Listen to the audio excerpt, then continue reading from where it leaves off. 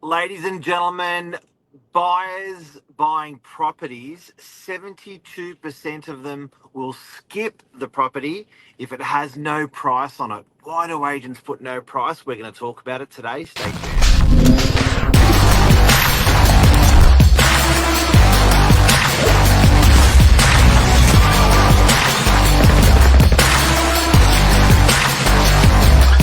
I'm the ringleader, so listen up. Danger, danger. Whoa, I like it. Billy Drury from Novak Properties, Property Pro, Mark Novak. How are you this morning? I'm so good. How are you? Yeah, good. Good weekend. Great weekend. Great weekend. No danger for me, but this is pretty deadly. Now, what was the highlight of the old Saturday night, Sunday?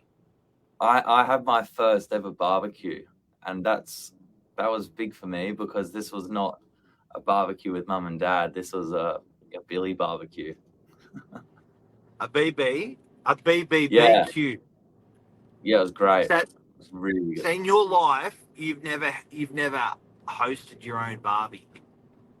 Yeah, and eaten from my own barbie. So it's pretty good. Did you eat too much? No, but I've got a lot of leftovers. Did you burn it? That was my barbecue, guys. Mate, gotta be proud of that. Overcook, undercook, perfect. Nah, it was all right. It was pretty spot on. It's pretty spot on. You nailed it for the first time. Now, so guys and girls out there, we wanted to talk about property pricing and having no pricing on a property. Now, obviously, you can sort of include auction in this auction guide, no auction guide, but we really talk about properties for sale and why agents don't put a price on a property, what the motivation there, and the impact that has on the effectiveness of the sales campaign.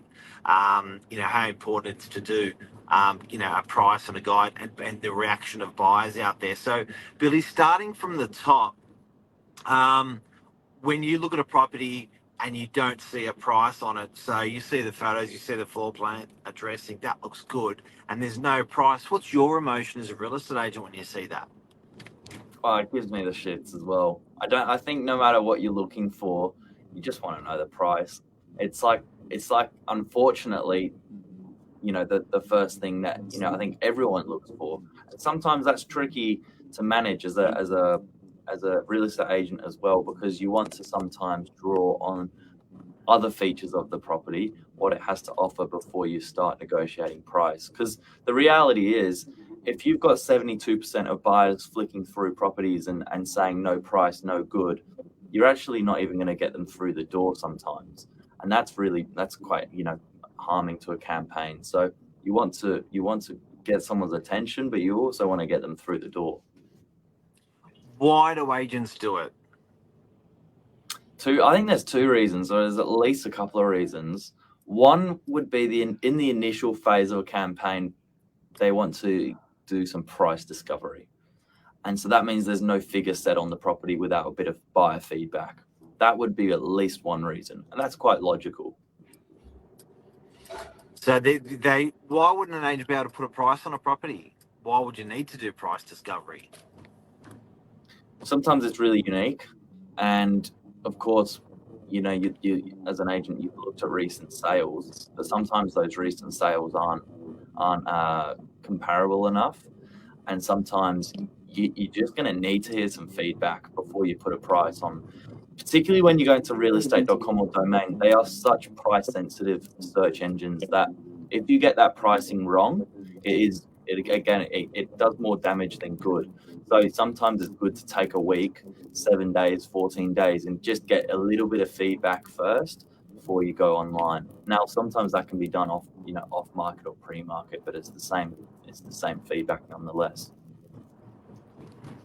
So, owners and agents, the agents for the owners are not confident with putting a fixed price or a guide price on there.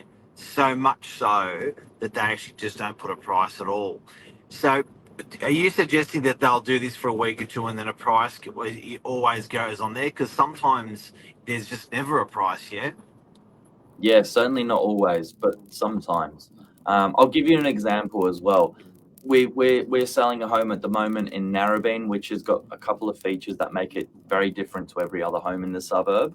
Yep. So we had to get a little bit of feedback there before we could put a price guide on. That was about 7 to 14 days in. Another example is in the past we've sold a really amazing opportunity in a premium suburb, but it's a knockdown rebuild. Now, to give you an idea, there was no knockdown rebuild sales in the area. That was something that again had to be guided on feedback. But Yeah, sometimes got no it. price at all. You're right. So it is a fact that it is going to nail your inquiries, but the inquiries that you are getting, you're really going to try to work with them to find out on price. I do see it as a buyer how frustrating that can be in a campaign. I ran a campaign with a tender process which had no Yeah. advertised price. And again, it allowed me to have the conversation with every single buyer. So there was 210 inquiries that we had on the property, and it allowed us to Mate. work with those inquiries, with those price guides, what other people were thinking about it, and then we were guiding we started guiding towards that 10 to 11 based on the feedback, and then that leveraged up to the 11 to 12 and sold at 11.5 last week. So it's an interesting thing. It is a frustrating thing for buyers. All in all, putting your price on the property, I really recommend it if you're not auctioning. I think that probably I'd say across New South Wales, probably 30% of properties, 40% of properties would be auctioned. Probably a further 40 or 50% of properties would have a price on it, and 10% would have no price. And this is what we're talking about today, the properties with no price. Anything else to add on it? Well, I think certainly look at the type of property that you're selling, and make a decision based on what's selling, in competition as well. If we're selling a 2-bedroom apartment in DY, guys, we've got plenty of data to really understand before we take it to market where the price guide should be. That's a very different scenario to, as I mentioned in the other example, a knockdown rebuild where there's no supporting sales. So you're going to have, it's not a one size fits all approach here. You've got to look at what you're selling. I think here's a good tip and trick for a buyer though, or a seller who's looking for a price, and this works when you're looking to buy or sold properties. Use on the web version, you can use the price ranges. So as an example, they go up a couple $100,000, and then after a couple of million, it goes into 500,000. You can actually use the numbers in the URL and play around with them. So previously on the app, you would only get 500,000, a million, 1.5. You can actually play around with those numbers in the URL. So that's a bit of a tip and trick for people looking for a price. Okay, this is really, really important, guys and girls. Before we go, this is the biggest hack that you'll get. When you search in price order on realestate.com and you are dealing with a property that has no price, it will place itself in price order. So what you can actually do is you can start to, with your drop down prices, you got, okay, say, because all agents, if you don't know this, all agents must put a back end price on realestate.com. Then we can choose what is displayed. That's a separate price. So Yep. if you want to know the back end price that the agents put in there, you can sort it in order of, say, high to low price or low to high price, and it will tap into or drill down in between properties that actually have prices. And if you want to take it that extra little step extra step further, you can physically search the price and see if it turns up in there. So you manually enter in the price and see if it turns into that search. Then you know what the agent put in for the back end price. So again, if you don't have a price on a property and you're a buyer and you're searching and there's no price the agent's put there, you can search that in price by that sort order. Yeah, I think that's a really good tip. But if you're stuck with this and you're looking at a property, drop us a message, whether it's with Novak or anyone else. If you need just a second opinion or a helping hand, throw it our way. We've got some really good software that can generate suburb reports, street reports, what's sold on the street, what's for sale in the area. Just gives you a bit more of an idea. Beautiful. I think that's the show. It's a snappy one. That's the show. Have a great day, everyone. Thanks, Billy. See ya. See Good you. luck.